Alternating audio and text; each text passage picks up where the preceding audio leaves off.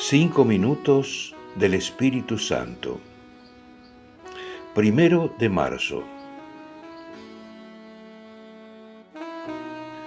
Hay un trabajo donde el Espíritu Santo actúa de una manera especialísima.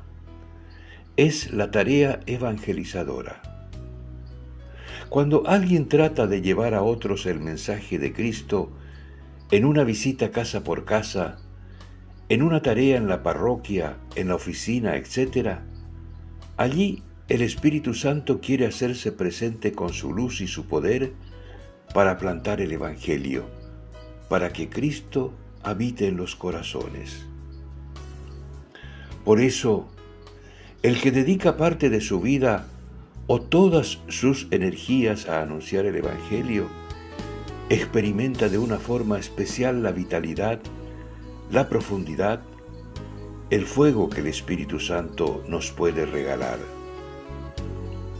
Pero hay que dejar la cómoda orilla y arrojarse mar adentro, venciendo los miedos y con la mirada en Cristo.